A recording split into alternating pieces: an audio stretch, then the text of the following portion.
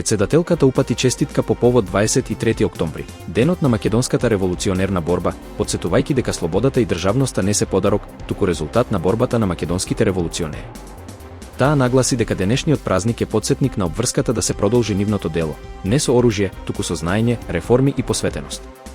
Председателката повика Македонија да го негува револуционерниот дух и европските вредности врз кои е изградена државата.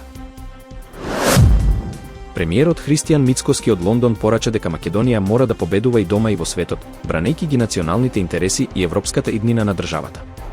По средбите на самитот за Западен Балкан, тој изјави дека е оптимист и дека земјата ќе ги исполни реформите потребни за членство во Европската унија. Мицкоски најави инвестиција од $150 милиони во фабрика за наменска индустрија, со потенцијал да достигне 1 милијарда. Средбата со кралот Чарлс ја оцени како чест и потврда на поддршката од Велика Британија. Виенскиот институт за меѓународни економски студии прогнозира дека Македонија ќе има просечен раст на бруто домашниот производ од 3% во периодот 2025 до 2027 година, стабилен, но понизок од повеќето земји во регионот, како Албанија, Косово и Турција. Најбрз раст се очекува во Казахстан со 5%. Институтот предупредува дека војната во Украина и хибридните напади од Русија создаваат економска неизвестност, а клучен предизвик за регионот ќе бидат високите буџетски дефицити. Во Црна Гора цените на становите и кириите за 5 години пораснаа до 80%, што е многу побрзо од растот на платите. Масовното купување и изнајмување од странци дополнително го зголемува притисокот врз пазарот и го отежнува домувањето за локалните жители. Властите најавуваат построга имиграцијска политика, а економистите предупредуваат дека социјалното домување мора да стане приоритет, бидејќи повеќе граѓани заминуваат во странство. На самитот во Лондон, во рамки на Берлинскиот процес, европските институции ја потврдија поддршката за европската иднина на Западен Балкан. Лидерите порачаа дека проширувањето останува стратешки приоритет, но напредокот ќе зависи од реформите, владеењето на правото и борбата против корупцијата. Европската унија го активира и економскиот дел преку планот за раст, со кој ќе се ослободат милијарди евра инвестиции за побрза интеграција на балканските економии. Пораката од Брисел и Лондон е јасна, иднината на регионот е во Европа, но со конкретни резултати.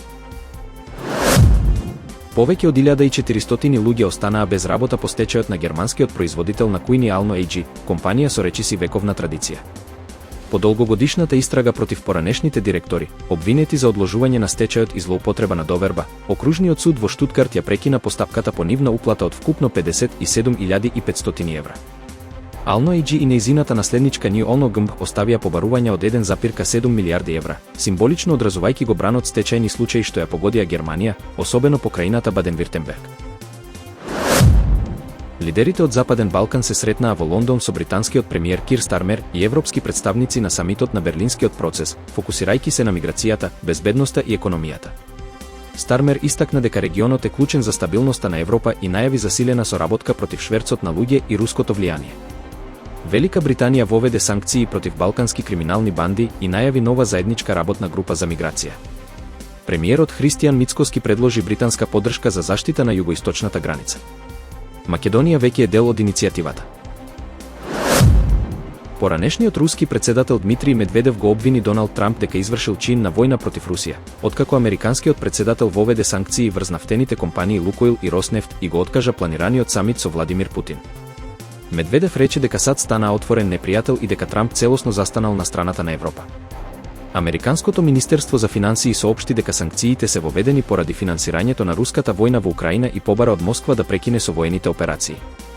Ова е прв пат Трамп да воведе вакви мерки во својот втор мандат. Штипјанецот Петар Мијалков е новиот шампион во БМУ, европскиот шампионат, што представува најголем успех во неговата досегашна кариера. Иако сезоната му беше исполнета со падови и повреди, Мијалков успеа да го оствари својот сон и да ја освои европската титула. По минатогодишното второ место, оваа сезона успеа да се издигне на самиот врв и да ја донесе титулата дома, во Македонија. Во чест на овој голем успех, во сабота 25 октомври, во Штип ќе се одржи шампионски круг посветен на Мијалков. Настанот започнува во 11 часот кај градскиот стадион, пошто во 11:30 ќе започне дефиле низ центарот на градот, а во 12 часот колоната ќе пристигне на градскиот плоштад, каде ќе бидат изложени двата тркачки мотори.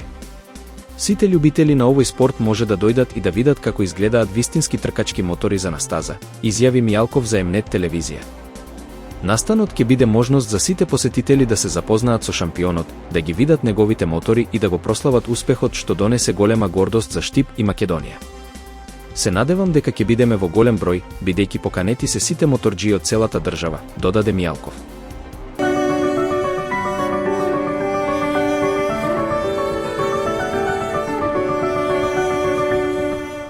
Времето денеска променливо облачно и релативно топло со повремени локални врнежи од дожд. Наместа врнежите ќе бидат поројни со услови за појава на грмежи. Ќе дува засилен до силен ветер од југозападен правец. Во Скопје променливо облачно време, предпладне со повремен дожд до локално пороен. Ќе дува умерен ветер од југозападен правец. Управата за хидрометеоролошки работи информира дека следува период на променливо облачно време со повремени локални врнежи од дожд. Петок и в понеделник врнежите ќе бидат поројни со услови за појава на грмежи, а в понеделник наместа и пообилни. Ќе дува засилен повремено силен ветер од јужен правец, кој ќе надминува брзина од 70 км на час.